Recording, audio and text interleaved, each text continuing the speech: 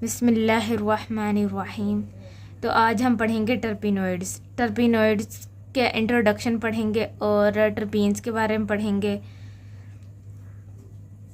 जो टर्पीन्स होते हैं ना, ये कार्बन और हाइड्रोजन से मिलके बने होते हैं। कार्बन और हाइड्रोजन, ठीक है, यानी कि हाइड्रोकार्बन्स होते हैं। क्या होते हैं? हाइड्रोकार्बन्स। तो हाइड्रोकार्बन्स जो होंगे ये मतलब प्योर हाइड्रोकार्बन होते हैं, इनमें कोई और एटम नहीं होता। जो जो चेंज या जो एटम मॉलिक्यूल या जो भी कंपाउंड वो सिर्फ हाइड्रोजन और कार्बन से मिलके बना होगा ना, वो क्या होगा? टर्पीन।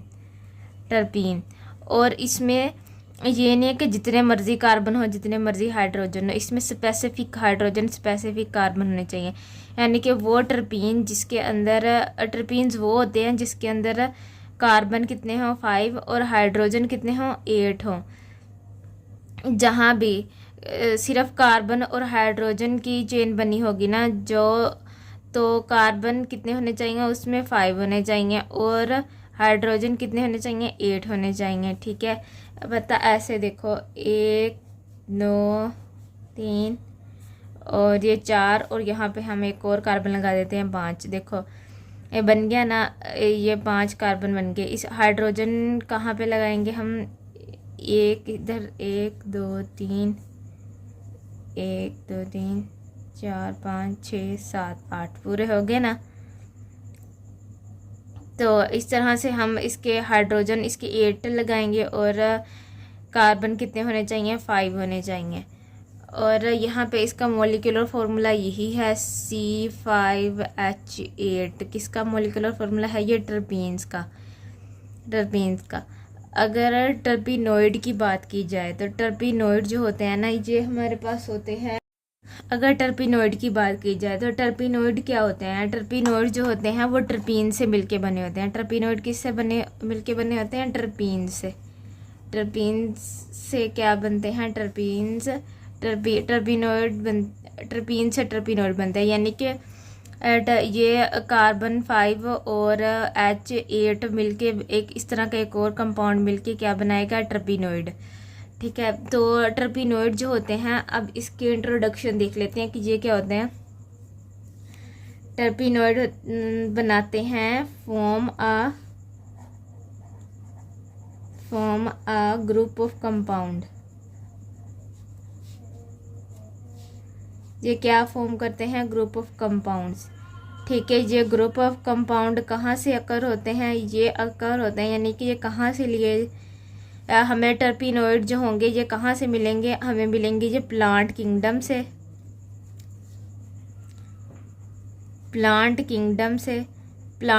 से मिलेंगे। और इसकी और सोर्सेज क्या हो सकती हैं? टर्पीनोइड्स की और सोर्सेज भी इसकी हो सकती हैं। अदर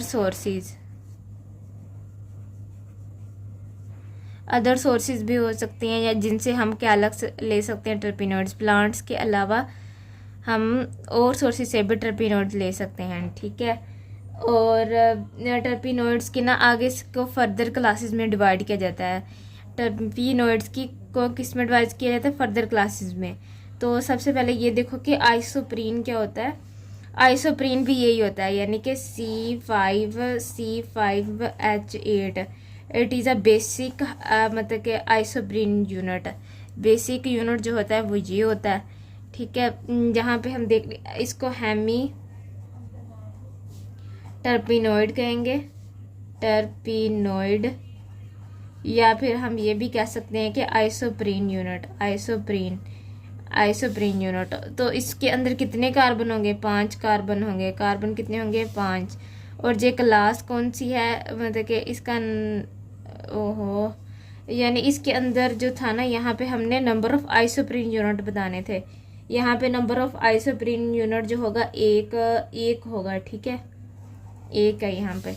और जहाँ पे हमने लिखना था हेमी टर्पीनोइड या फिर आइसोप्रीन, ठीक है, आइसोप्रीन।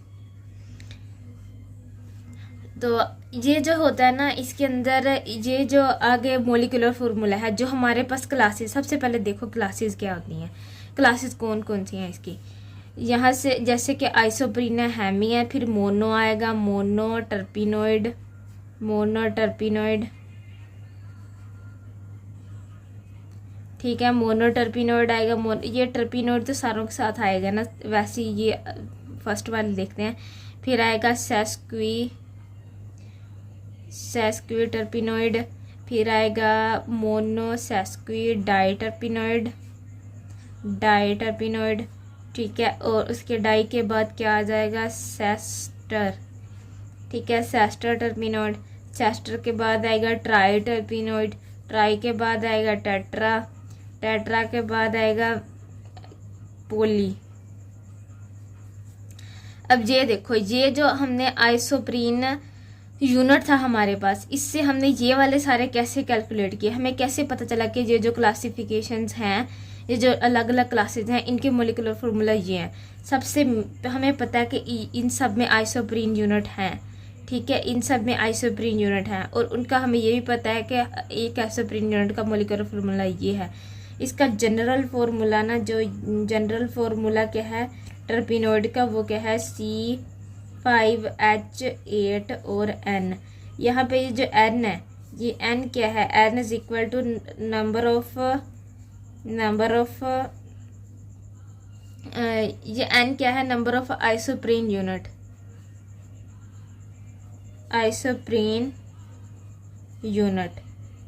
ठीक है, आइसोप्रीन यूनिट। सबसे पहले तो ये देखो कि इसमें ना मोनो जो होता है ना, मोनो, इसमें कितने इसमें एक आइसोप्रीन यूनिट होता है। तो हमने यहाँ पर सिर्फ 1, इसमें हेमी में कितने आइसोप्रीन यूनिट हैं, एक है, तो हमने यहाँ पर 1 लिखा। अगर 1 लिखेंगे तो 8 1 द 8 होगा और 5 1 द 5 होगा, तो ये मल्टीप्लाई होकर ये आ जाएगा इसका मोलिकुलर फार्मूला। लेकिन अगर हम मोनो की तरफ जाएं तो यहाँ पर आइसोप्रीन यूनिट कितने होंगे, 2 आइसोप्रीन यूनिट होंगे। मोनो में कितने आइसोप्रीन यूनिट होते हैं, 2 आइसोप्रीन यूनिट होते हैं। तो अब यहाँ पे क्या लिखेंगे, C5 की यहाँ लिख देते हैं हम 2, इसकी जगह पे हम क्या लिखेंगे 2, N की जगह पे। तो जब N की वैल्यू 2 पुट करेंगे तो 8 मल्टीप्लाई होगा 2 से तो क्या आएगा 16, और 5 मल्टीप्लाई होगा 2 से तो क्या आ जाएगा 10। तो ये आ गया ना। इसी तरह यहाँ पे 2 है तो यहाँ पे 3 है, तो इसका N की जगह पे हम 3 पुट करके ये वाला मोलिकुलर फार्मूला निकालेंगे। फिर डाई का क्या है 4 है, फिर 5 का क्या है, सेस्टर का क्या है 5 है, और ट्राई का क्या है 6 है, और जो टेट्रा है उसका 7 है, और जो पोली और उसका 8 आइसोप्रीन यूनिट होते हैं इसके अंदर। इसी तरह आइसोप्रीन यूनिट मतलब नहीं, पोली के 8 नहीं होगा, पोली का N है ना, तो यहाँ पे N आइसोप्रीन यूनिट भी हो सकते हैं, ठीक है। तो 7 तक हम बताएंगे सिर्फ। और यहाँ पे इसके अंदर कार्बन कितने हैं, ये देखो कार्बन इसके अंदर 5 है, तो आगे इसके 5 आगे मल्टीप्लाई कर देंगे, कार्बन 10, इसके अंदर सेस्क्वी के अंदर कार्बन 15, और डाई के अंदर कार्बन 20, और सेस्टर के अंदर कार्बन 25, और इसके अंदर ट्राई के अंदर 30 होंगे, और टेट्रा के अंदर कितने होंगे 40 हो गए। और जो होगा इसके अंदर नंबर ऑफ़ कार्बन कितने हो सकते हैं, N नंबर ऑफ़ कार्बन हो सकते हैं, मतलब कि वो अब आगे जितने बढ़ाते जाएंगे उतने बढ़ते जाएंगे, ठीक है। तो इस तरह से ये वाली बात होगी। हमें ये भी पता चल गया क्लासिफिकेशन कौन कौन सी होती हैं, इसके टर्पिनोइड क्या होते हैं, उसकी क्लासेस क्या होती हैं। अब हम अलग अलग देखेंगे, इनकी एक एक 2 लाइन इनके बारे में पढ़ेंगे कि डाई, सेस्टर, ट्राई और टेट्रा में क्या होता है।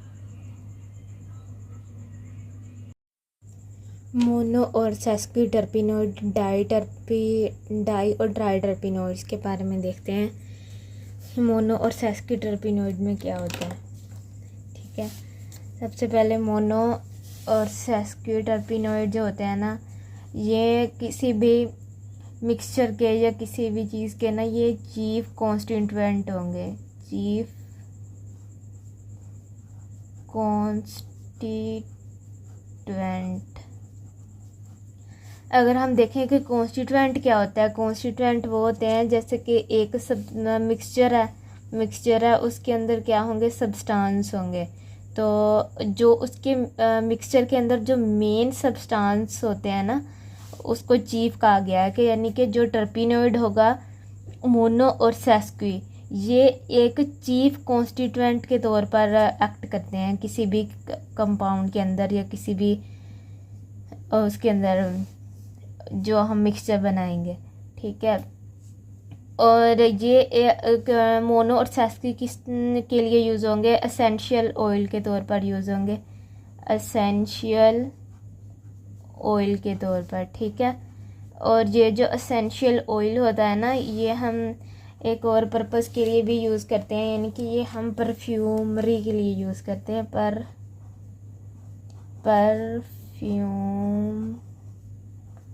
यानी कि परफ्यूम मतलब फ्रेग्रेंस, खुशबू के लिए परफ्यूम्स वगैरह, ये उसमें एसेंशियल ऑयल को यूज़ किया जाता है। और हमें पता है कि ये जो मोनो और सेस्की टर्पिनोइड्स हैं ये कहाँ से आते हैं? नेचुरल प्रोडक्ट्स से।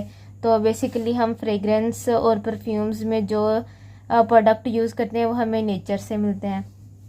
और एसेंशियल ऑयल होता है, और इसके अंदर एसेंशियल ऑयल होता है। और ये मतलब कि जो टर्पिनोइड्स होते हैं ना, मोनो और सेस्की, ये वोलाटाइल ऑयल, एसेंशियल ऑयल होता है और वोलाटाइल ऑयल।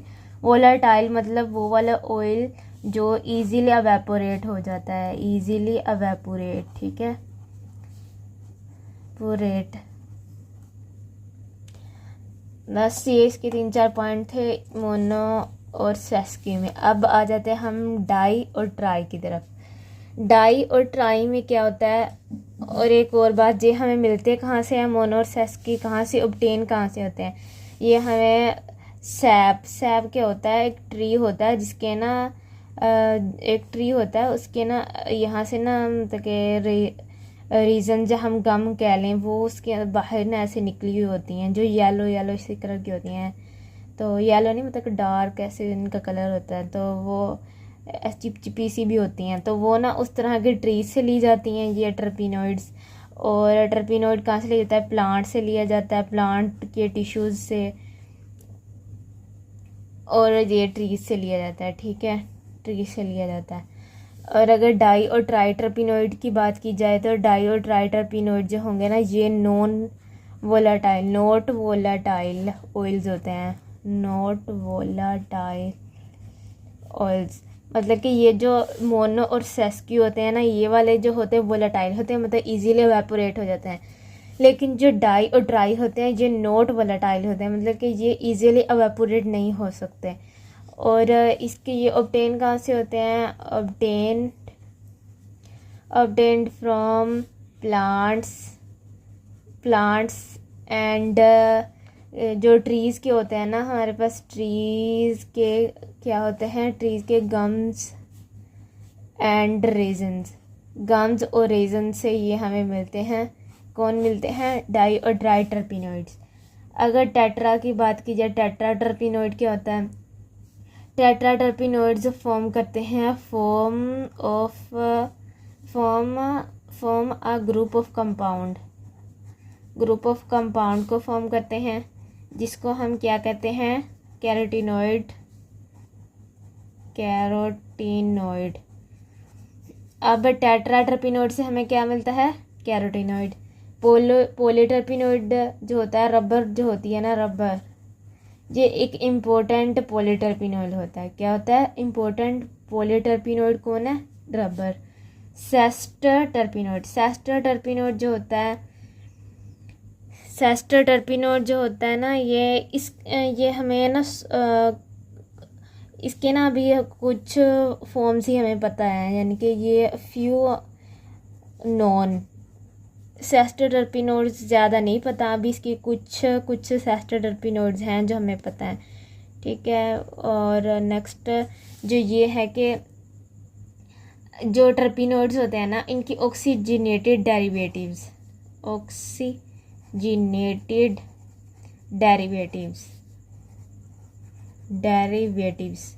जो ऑक्सीजनेटेड डेरिवेटिव होंगे ना, यानी कि जिनमें एडिशन ऑफ ऑक्सीजन किया जाएगा, वो ऑक्सीजनेटेड डेरिवेटिव्स होते हैं। ये नेचुरली अकर जब होंगे, ये जो नेचुरली अकर होते हैं ना डेरिवेटिव इसके, जिसमें ऑक्सीजन होती है, तो ये ना हमें इसमें कौन सी फॉर्म्स होती हैं? या तो अल्कोहल होगा या अल्डिहाइड होगा, अल्डिहाइड होगा या फिर क्या चीज़ होगा, कीटोन। ठीक है, तो नेक्स्ट टर्पीन्स हैं जो जो हमने अभी क्लासिफिकेशन देखी, मोनो और सेस्क्यू, डाई और ट्राई टर्पिनोइड। तो क्योंकि इसमें हाइड्रोकार्बन है ना सिर्फ, तो यानी कि मैंने बताया ना अभी कि हाइड्रोकार्बन्स को हम टर्पीन, जो हाइड्रोकार्बन्स की रिंग होगी या चेन होगी जो भी होगा, उसके अंदर अगर कार्बन और हाइड्रोजन है तो वो ट्रिपीन्स होंगी। ठीक है, इसको कॉमनली तो ये जो हमने क्लासिफिकेशन पढ़ी ना ये वाली मोनो, और इसको ट्रिपीन्स ही कहा जाता है। कॉमनली इसका नेम ट्रिपीन्स है, लेकिन ये ना ये ट्रिपीन्स का नेम भी यूज़ होता है यहाँ पे। तो ये जो लिखा हुआ है ना यहाँ पे टर्पिनोइड, तो टर्पिनोइड फिर किस लिए यूज़ होता है? अगर कार्बन और हाइड्रोजन होते हैं ना, जो भी कार्बन और हाइड्रोजन की चेन होगी, यानी कि कार्बन और हाइड्रोजन का मॉलिक्यूल होगा ऐसे ऐसे, ये कितने, इसका टर्पीन्स का ये है ना C5H8, तो यहाँ पे 1 2 3 कार्बन हो गए और ये चार कार्बन हो गए। अनसैचुरेशन भी तो होती है ना यहाँ पे, और यहाँ पे एक और कार्बन आ जाएगा। ठीक है, तो ये टर्पीन्स का स्ट्रक्चर होगा। ठीक है, अगर टर्पिनोइड किसे कहते हैं? टर्पिनोइड की बेसिकली ये टर्म जो स्पेसिफिक है, जहाँ पे अगर कार्बन भी है, हाइड्रोजन भी है, और उसके साथ क्या लगा हुआ है? ऑक्सीजन लगा हुआ है, ऑक्सीजन लग जाता है। या फिर टर्पिनोइड में आ जाते हैं, जैसे कि अगर किसी कार्बन और हाइड्रोजन की रिंग में आ जाता है अल्डिहाइड, कीटोन्स, इस तरह के अल्डिहाइड आ जाता है, अल्डिहाइड, कीटोन, इस तरह की चीज़ें आ जाती हैं ना, तो ये टर्पिनोइड्स कहलाएंगे। तो इस तरह के वो जो हमारे पास नेचुरल प्रोडक्ट्स होंगे ना, जो कंपाउंड होंगे, वो टर्पिनोइड्स कहलाएंगे। तो ये जो टर्पीन्स हैं ये सिर्फ स्पेसिफिक उनके लिए होती है जो सिर्फ कार्बन और हाइड्रोजन पर मुश्तमिल हो, और ये टर्पिनोइड उनके लिए होता है जिसमें अल्डिहाइड भी, कार्बन और हाइड्रोजन तो होते ही हैं, लेकिन अल्डिहाइड भी हों, कीटोन भी हों। और ये जो ईन है ना, इसका क्या है मतलब कि ये देखो टर्पीन है ना, टर्पीन के अंदर क्या आ रहा है? ईन। तो जैसे कि मैंने अभी इसका स्ट्रक्चर बनाया, हमारे पास C5H8 है, तो उन्होंने कहा कि यहाँ पे अनसैचुरेशन होगी। इन मतलब अनसैचुरेशन, मतलब कि डबल बॉन्ड होगा, अनसैचुरेशन प्रेजेंट होगी। ठीक है, अब नेक्स्ट हम बात करते हैं इसकी तो आइसोप्रीन रूल की। आइसोप्रीन रूल में क्या होता है कि यहाँ पे एक था इसने वेलिच एक साइंटिस्ट था, इसने कहा था कि जो आइसोप्रीन रूल होता, इसने आइसोप्रीन रूल के बारे में हमें बताया था। इसने कहा था कि जब हम टर्पिनोइड्स की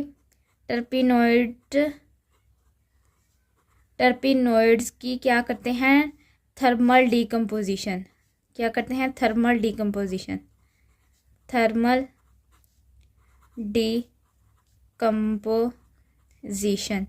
तो हमें क्या मिलता है? Isoprene unit. एक पहली बात ये देखो, टर्पिनोइड जो एक हमारे पास कोई भी टर्पिनोइड है, फॉर एग्जांपल C10 है, ठीक है, C10 और H16 ये एक टर्पिनोइड है, ठीक है, मोनोटर्पिनोइड है। इसमें कितने आइसोप्रीन यूनिट होंगे? इसमें कितने आइसोप्रीन यूनिट हैं? 2। ठीक है, इसमें आइसोप्रीन यूनिट हैं 2। ये जो टर्पिनोइड है ये किस यानी कि ये वाला टर्पिनोइड जो है C10 और H16 वाला, ये कितने आइसोप्रीन यूनिट से मिलकर बना है? 2 से।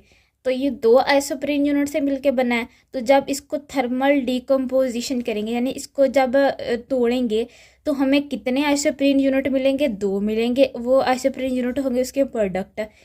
तो ये कहना है कि अगर हम इस टर्पिनोइड को थर्मल डिकम्पोजिशन करते हैं, तोड़ते हैं, तो हमें वही चीज़ मिलेगी ना जिससे ये मिलके बना है।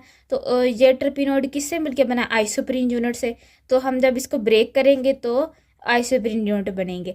अगर आइसोप्रीन यूनिट्स को हम आइसोप्रीन यूनिट से ही बनते हैं क्या? टर्पिनोइड्स। तो आइसोप्रीन यूनिट से हम बिल्ट करेंगे टर्पिनोइड्स को।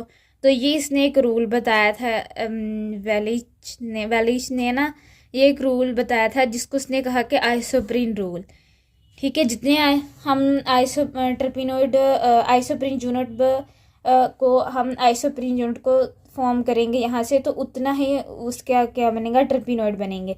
यानी कि अगर 3 आइसोप्रीन यूनिट लेते हैं तो यहाँ पे ये टर्पिनोइड और बनेगा, अगर 2 आइसोप्रीन यूनिट लेते हैं तो ये टर्पिनोइड और बनेगा। ठीक है, तो इस तरह से हमें टर्पिनोइड का कार्बन स्केलेटन भी पता चला। और स्पेशल आइसोप्रीन रूल क्या होता है? स्पेशल आइसोप्रीन रूल में हम देखते हैं, इसने स्पेशल आइसोप्रीन रूल में ना इन गोल्ड ने हमें बताया था ये रूल 1925 में। अच्छा, इसने कहा था कि ये जो इन गोल्ड था ना, इसने कहा था कि जो हमारे पास होता है ना आइसोप्रीन यूनिट, जैसे कि एक आइसोप्रीन यूनिट है, ये आइसोप्रीन यूनिट है फॉर एग्जांपल, तो ये क्या मिलके बनाते हैं, टर्पिनोइड। तो उसने कहा था कि अब ये वाला एक आइसोप्रीन यूनिट और ये वाला एक आइसोप्रीन यूनिट, तो ये आपस में जुड़े किस तरह से होते हैं, मतलब कि आपस में मिले कैसे होते हैं, जुड़े कैसे होते हैं। तो उसने कहा कि ये आपस में जुड़ते हैं हेड टू टेल रूल से, हेड टू टेल रूल। ठीक है, हेड टू टेल रूल, यानी कि अगर एक आइसोप्रीन यूनिट है, आइसोप्रीन का पता है ना 1 2 3 और ये वाला 4। ठीक है, यहाँ से ऐसे होगा और ये लास्ट थर्ड नंबर जो है ना इसका कार्बन, इस पे लगा होगा एक और कार्बन। तो ये एक आइसोप्रीन यूनिट है, आइसोप्रीन यूनिट नंबर 1, और ये इसके साथ दूसरा, फॉर एग्जांपल ये इसकी क्या है, हेड है ना। अगर ये हमने हेड लिया है तो इधर से ये हमारे पास क्या है, टेल है, टेल।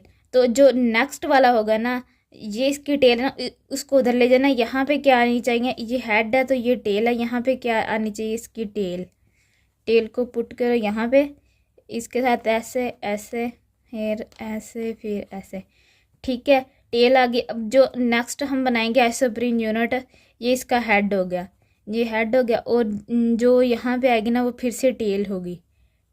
तो इस तरह से ये हेड टू टेल रूल से ये क्या होते हैं, आपस में कंबाइन होते हैं, जुड़े होते हैं। ओके, अगर मोनोसाइक्लिक टर्पिनोइड की बात की जाए तो इसमें क्या कहा गया है कि जो होंगी ना मोनोसाइक्लिक टर्पिनोइड जो होते हैं ना साइक्लिक है, वहाँ पे तो हमने ए साइक्लिक की बात की, यहाँ पे क्या आ गया, साइक्लिक आ गया, यानी कि यहाँ पे रिंग फॉर्म होगी। सबसे पहले तो एक कार्बन की पहले तो एक रिंग होगी ऐसे ऐसे 6 मेंबर्ड रिंग, 1 2 3 4 5 और ये 6, 1 2 3 4 5 6 होगी। ठीक है, इसके साथ क्या लगा होगा, एक कार्बन लगा होगा, और इसके साथ ऐसे और ऐसे होगा। ठीक है, ये हमारे पास रिंग होगी। यहाँ से ये वाली जो है ना हम ब्रेक कर देंगे, ये वाली जगह तोड़ देंगे, इसको मतलब ख़त्म कर देंगे। लाइक ऐसे देखो, एक कार्बन ऐसे ऐसे, और यहाँ पे कार्बन, फिर यहाँ पे कार्बन, यहाँ पे कार्बन, यहाँ पे कार्बन, यहाँ से ये जगह खाली छोड़ देंगे, और ये वाला कार्बन, ये ऐसे ऐसे। इसको नहीं देखना, अब इसको देखो, यहाँ से ये वाली जगह इसकी, अगर तो ये आपस में मिले होते तो ये साइक्लिक होता, साइक्लिक रिंग बनती, लेकिन अब ये साइक्लिक नहीं है, ये है ए साइक्लिक। क्योंकि ये देखो, अगर ऐसे जाए ऐसे जाए ऐसे जाए तो ये ए साइक्लिक है। अगर ये यहाँ से बॉन्ड बना होता तो ये क्या होती, साइक्लिक होती। लेकिन अभी ये क्या है, ए साइक्लिक स्ट्रक्चर बना हुआ है, ए साइक्लिक स्ट्रक्चर। अब हम बनाते हैं साइक्लिक। का जैसे ये वाली है ना, ये वाला हमारे पास क्या होगा, ये वाला स्ट्रक्चर जो होगा ये होगा साइक्लिक। क्योंकि ये देखो, यहाँ से ये यहाँ पे बॉन्ड नहीं था, इसलिए ये ए साइक्लिक था, यहाँ पे बॉन्ड बन गया, ये पूरी रिंग बन गई, तो ये क्या बन गया, साइक्लिक। तो इसका हम क्या कहेंगे, पैरासाइमेन स्ट्रक्चर। तो नेक्स्ट इस पैरासाइमेन स्ट्रक्चर से ही हम क्या फॉर्म करते हैं, बाईसाइक्लिक मोनोटर्पिनोइड हम इससे फॉर्म करते हैं, पैरासाइमीन से। मोनोसाइक्लिक एसाइक्लिक टर्पिनोइड और बाईसाइक्लिक टर्पिनोइड भी पैरासाइमिन से बनेंगे। अब बाईसाइक्लिक टर्पिनोइड में जैसे कि इधर देखो, बाईसाइक्लिक टर्पिनोइड की बात करें तो हम ऐसे होगा कार्बन कार्बन, फिर इस तरह से यहाँ पे कार्बन आएगा, यहाँ पे कार्बन आएगा, और फिर सिंगल बॉन्ड, फिर यहाँ पे एक बॉन्ड आएगा, और यहाँ पे ये रिंग बन गई। ठीक है, रिंग जब बनी और तो हमने इसके अंदर एक और यहाँ पे रुको, एक दो और ये 3 कार्बन बन गए। अब ये जो है यहाँ से इसका हेड टू टेल कैसे मिलाएंगे, यानी कि इसको कट करेंगे यहाँ से ऐसे। फॉर एग्जांपल ये इसका हेड है और ये ऐसे जाएगा 1 2 3 4 और ये 5, ये इसकी क्या है, टेल है। और अगर इधर से देखें तो ये इसकी क्या बनेगी, टेल, जे वाली टेल, और ये ऐसे जाएगी, नहीं सॉरी, हाँ ये वाली इसकी टेल बना ले, हाँ ये वाली टेल बनेगी और ये वाला इसका यहाँ से ऐसे जाके ये हेड बनेगी। ठीक है, मतलब इस तरह से हेड टू टेल रूल से ये मिले होते हैं। और आगे इसको देखते हैं कि क्या होता है। यहाँ से कार्बन, यहाँ से इस तरह से और भी एग्जांपल देख लेते हैं। पहले तो एक सीधी सी रिंग बना लो ना। अब यहाँ तो पता ही है कार्बन ही है। अब यहाँ से एक कार्बन, ये कार्बन, फिर एक और कार्बन, ये वाला इसके साथ मिला होता है, ये वाला इसके साथ मिला होता है, और इसका जो है यहाँ से होके होके होके ऐसे। ठीक है, मतलब इस साइड पे देखो 1 2 3 4 5 पूरे है ना, तो ये वाला एक आइसोप्रीन यूनिट होगा और ये वाला एक आइसोप्रीन यूनिट होगा। 2 आइसोप्रीन यूनिट है, 2 आइसोप्रीन यूनिट है तो मतलब बाई। ठीक है, अगर इसका अगर देखें तो यहाँ पे भी 2 आइसोप्रीन यूनिट बनेंगे तो मतलब बाईसाइक्लिक है। लेकिन अगर इधर देखें तो इस तरह से ये बाईसाइक्लिक है। और अब नेक्स्ट हम देखते हैं, यहाँ पे एक और एग्जांपल देखते हैं। 1 2 ऐसे, फिर ऐसे रिंग होगी, ऐसे ऐसे,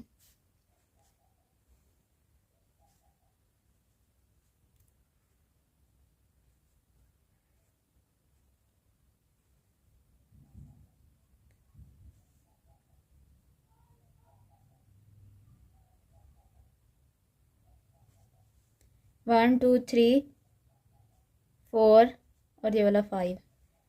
ठीक है, 2 आइसोप्रीन यूनिट मतलब बाईसाइक्लिक हो गया। ठीक है, तो इस तरह से ये हमने मोनोसाइक्लिक टर्पिनोइड पढ़ा और उसके बाद हमने क्या पढ़ा, bicyclic terpenoid, isolation of terpenoid and sesqui terpenoid. ठीक है, अगर आइसोलेशन जब हम करेंगे टर्पिनोइड्स की तो सबसे पहले ना हमें प्लांट से क्या करना पड़ेगा, प्लांट से एक्सट्रैक्ट करना पड़ेगा। क्या चीज़ एक्सट्रैक्ट करनी पड़ेगी, एसेंशियल ऑयल, ठीक है। एसेंशियल ऑयल को जब एक्सट्रैक्ट करेंगे प्लांट से तो उसके बाद हम एसेंशियल ऑयल से हम क्या करेंगे, आइसोलेट करेंगे टर्पिनोइड को।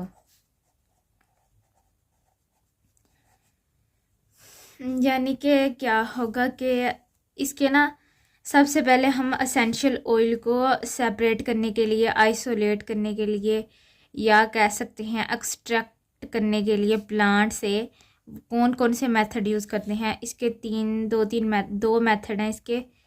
मेथड नंबर 1 देख लेते हैं, मेथड नंबर 1। ठीक है, मेथड नंबर 1 है जिसमें हम सबसे पहले एसेंशियल ऑयल को ना आइसोलेट करेंगे। तो उसमें मेथड नंबर 1 में क्या होता है, सबसे पहले एसेंशियल ऑयल के किया जाता है एक्सप्रेशन। ये एक प्रोसेस है, ठीक है, जिससे हम क्या करते हैं, एसेंशियल ऑयल को एक्सट्रैक्ट करते हैं। और नंबर 2 पे है एक्सप्रेशन के बाद आ जाएगा स्टीम डिस्टिलेशन।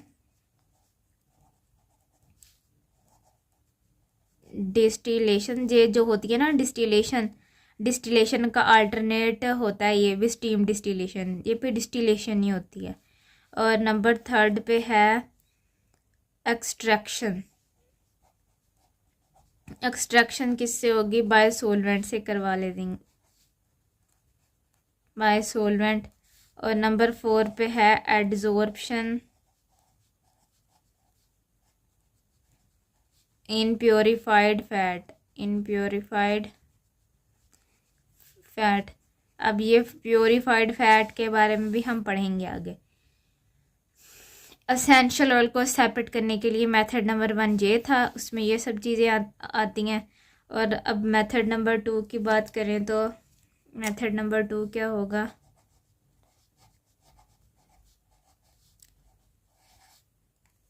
मेथड नंबर 2 में प्लांट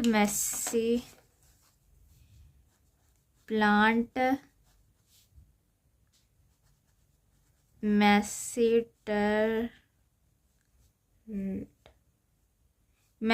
यानी कि यहाँ पे क्या होती है? प्लांट, ये रुको मैं स्पेलिंग इसकी गलत है,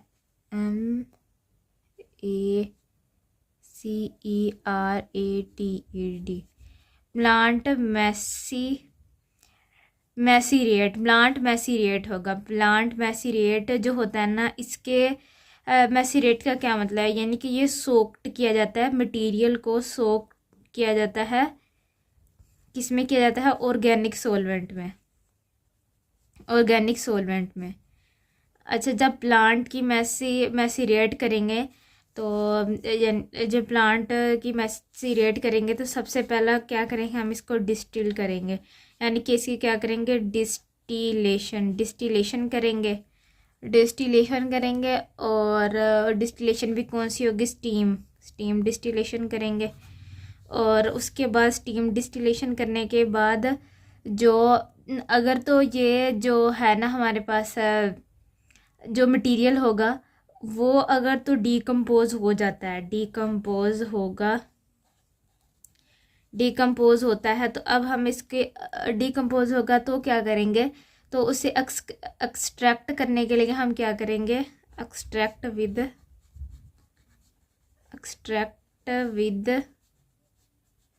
light petrol at 50 degree Celsius से। ठीक है, अगर डिकम्पोज हो जाता है तो ये करना है हमने, light petrol at 50 degree Celsius.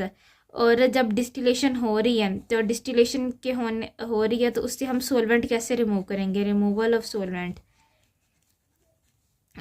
Of solvent करने के लिए हमें क्या करना पड़ेगा? कि रिड्यूस करना पड़ेगा प्रेशर।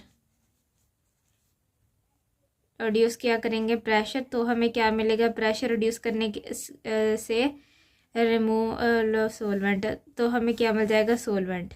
ठीक है, तो अब नेक्स्ट हम देखते हैं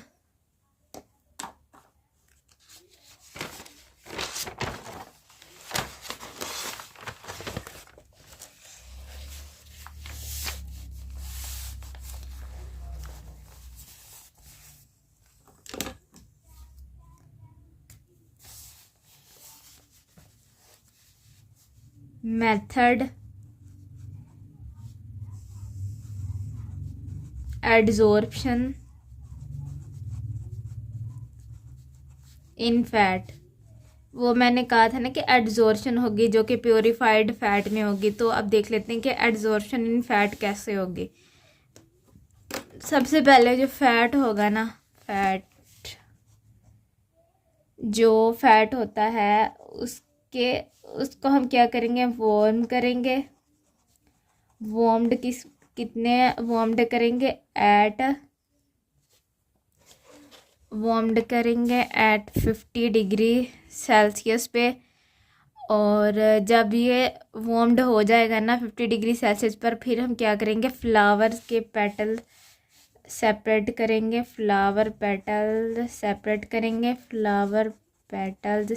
करेंगे, सरफेस पर।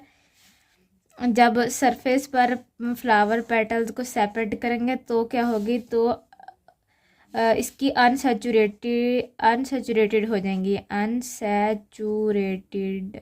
यानी अनसेचुरेटेड नहीं मतलब सिर्फ सैचुरेटेड हो जाएंगे, यानी कि इसको सैचुरेटेड होने तक वहाँ पे रखना है। फ्लावर पेटल्स सेपरेट करने हैं सरफेस पे, कहाँ पे सेपरेट करने हैं, सरफेस पे, ठीक है। सरफेस पे जब सेपरेट कर देंगे, फैट को वार्म करेंगे, फिर उसकी सरफेस पे फ्लावर के पेटल को सेपरेट करेंगे। सेपरेट कब तक करेंगे, जब तक कि सैचुरेटेड नहीं हो जाते। फिर सैचुरेटेड होने के बाद जो फैट होता है ना, जो फैट होता है वो क्या करता है कि डाइजेस्ट हो जाता है, डाइजेस्ट विद इथानॉल, इथानॉल के साथ डाइजेस्ट हो जाता है, इथानॉल, ठीक है। इथानॉल के बाद डाइजेस्ट होने के बाद ये क्या करेगा, जो डिज़ोल्व फैट होगा ना, डिज़ोल्व जो फैट होता है यानी कि जो डिज़ोल्व हुआ हुआ फैट होगा, तो उसको अब कैसे रिमूव करना है, वो तो डिज़ोल्व हुआ है, तो उसको रिमूव करने के लिए हमने क्या करना है, कूल करना है। कूल करेंगे मतलब कि 20 डिग्री सेल्सियस तक कूल करेंगे। ये देखो 50 डिग्री सेल्सियस था ना, वार्म किया हुआ था, तो उसके अंदर कुछ ऐसा फैट था जो डिज़ोल्व हो गया था वार्म करने से। अब जो वार्म वाला डिज़ोल्व था ना, अब टेम्परेचर को कम करेंगे, कहाँ तक लेके जाएंगे, मतलब कि कूल करेंगे 20 डिग्री सेल्सियस तक। तो इस तरह से हमारी क्या हो जाएगा, एड्जॉर्प्शन इन फैट हो जाएगी। अब यहाँ तक जो था हमारे पास वो ख़त्म हो गया। हमने एसेंशियल ऑयल का देख लिया कि प्लांट से एसेंशियल ऑयल हम कैसे लेंगे। अब एसेंशियल ऑयल तो हमारे पास आ गया। एसेंशियल ऑयल से अब हम क्या करेंगे, टर्पिनोइड को कैसे आइसोलेट करना है वो देखेंगे। टर्पिनोइड को कैसे क्या करना है, आइसोलेट नहीं, सेपरेट कैसे करना है वो देखेंगे। सेपरेट करना है, उसको हम सेपरेट करने के लिए क्या करेंगे, fractional distillation,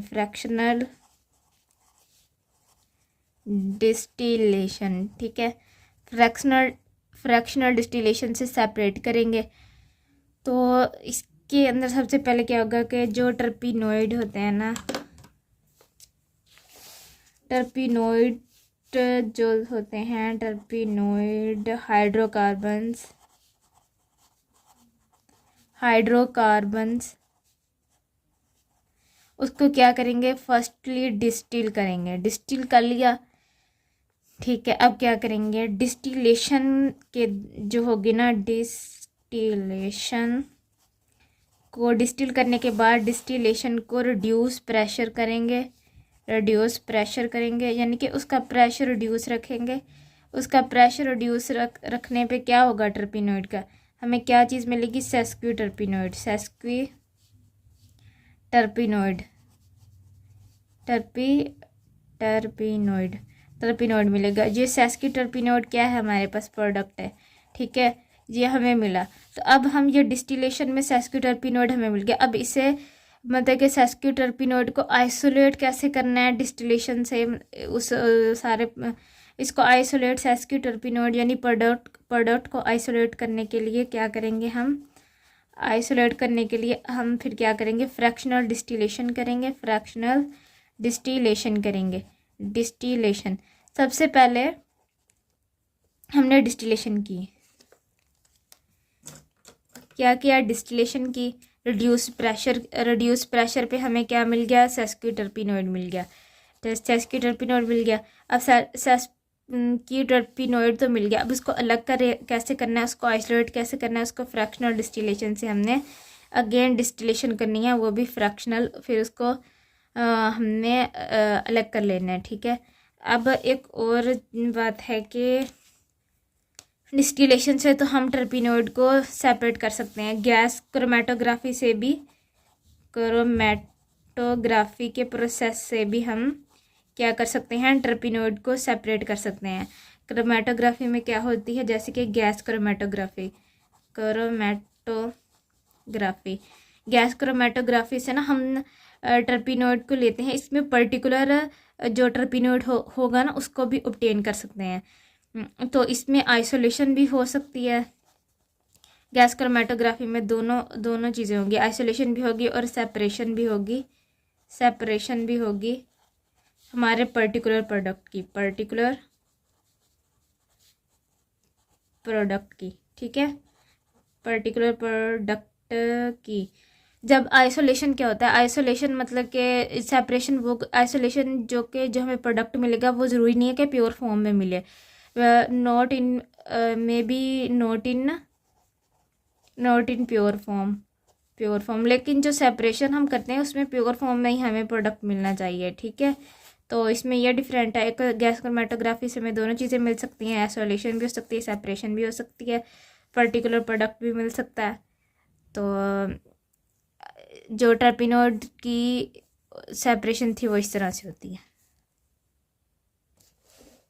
general method of determining structure की बात करेंगे कि अब जो टर्पिनोइड है उसका स्ट्रक्चर को भी तो डिटरमाइन करना है ना, उसको डिटरमाइन करने के हमारे पास क्या क्या मेथड होंगे। तो सबसे पहले जो स्ट्रक्चर को हम डिटरमाइन करने के लिए हमें पहले उसका मोलिकुलर फार्मूला पता होना चाहिए। मोलिकुलर फार्मूला, ठीक है।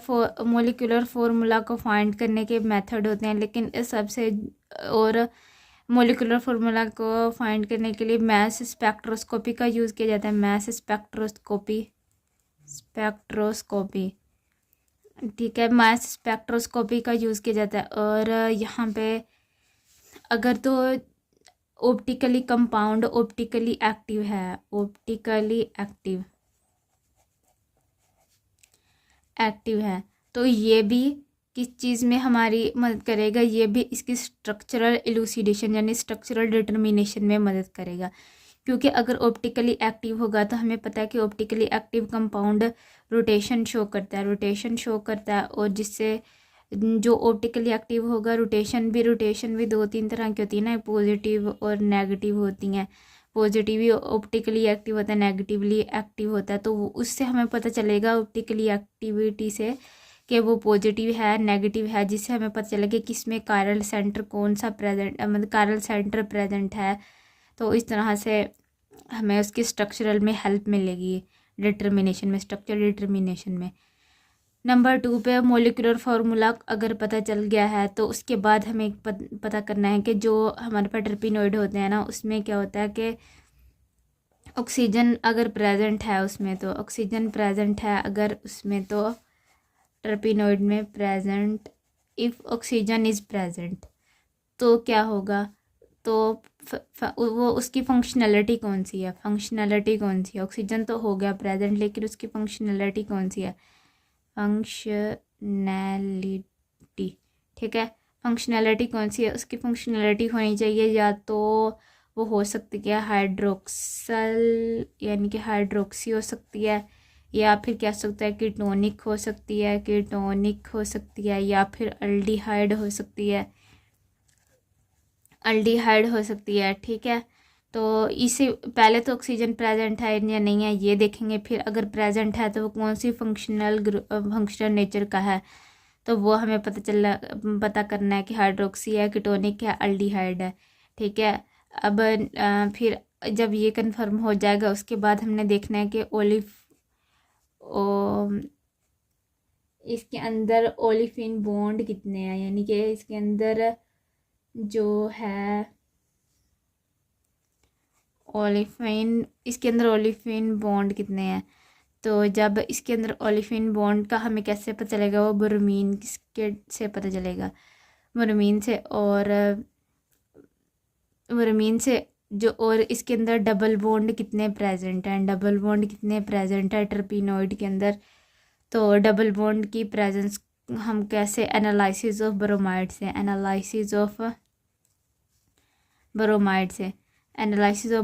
से और इसके अंदर हाइड्रोजनेशन करवा सकते हैं, हाइड्रोजनेशन से हमें पता चल सकता है।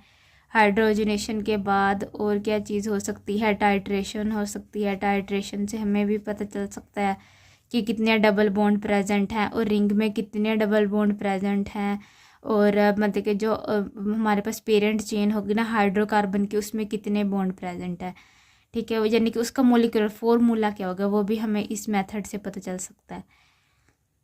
और इसके बाद देखते हैं कि अब डबल बॉन्ड हमें पता चल गया, इसके बाद और क्या चीज़ होती है, हम करेंगे प्रिपरेशन ऑफ नाइट्रोसोल।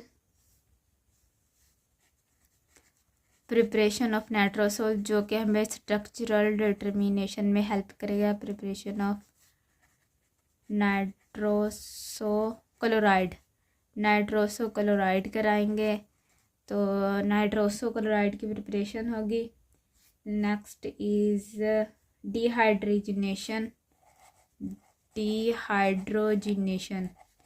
हाइड्रोजिनेशन करवाएंगे हम किसकी? डिहाइड्रोजिनेशन ऑफ टर्पिनोइड्स, यानी कि डिहाइड्रेशन करवाएंगे टर्पिनोइड्स की किसकी प्रेजेंस में करवाएंगे, यानी कि किसके साथ करवाएंगे? विद सल्फर, विद सीलिनियम, विद प्लाडीनियम, इस तरह से, ठीक है, इनके साथ। और इसकी एक और बात है कि इसमें जब डिहाइड्रेशन हो जाएगी फिर हम कराएंगे मेजर ऑफ रिफ्रैक्टिव इंडेक्स,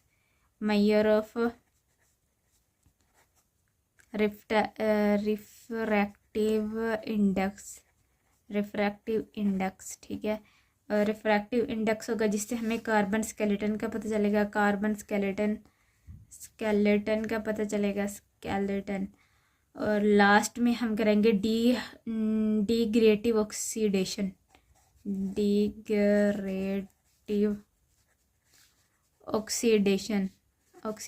करवाएंगे। डिग्रेटिव ऑक्सीडेशन के लिए हम रिएजेंट लेंगे, रीएजेंट्स, ठीक है। ये रिएजेंट्स लाइक मतलब कि जो इसमें यूज़ होंगे वो ओजोन हो सकता है, एसिड हो सकता है, परऑक्सी एसिड हो सकते हैं, एन ब्रोमो सुसीनिमाइड, इस तरह के ना, एलिलिक ब्रोमीना। और ये एक मतलब कि ये बहुत ये जो डिग्रेटिव ऑक्सीडेशन वाला है ना, ये वाला टूल मोस्ट इफ़ेक्टिव होता है। मोस्ट इफ़ेक्टिव किसके लिए होता है? स्ट्रक्चरल डिटर्मिनेशन के लिए, इफ़ेक्टिव फॉर स्ट्रक्चरल डिटर्मिनेशन। इस तरह से हमने 7 8, और इसके अलावा मैस स्पेक्ट्रोस्कोपी भी हमारे पास होती है। मैस स्पेक्ट्रोस्कोपी ये भी स्ट्रक्चरल इल्यूसिडेशन में मदद करती है। NMR हो गया, IR होगी, स्पेक्ट्रोस्कोपी, इस तरह से एक्स रेज स्पेक्ट्रोस्कोपी, तो ये सारी चीज़ें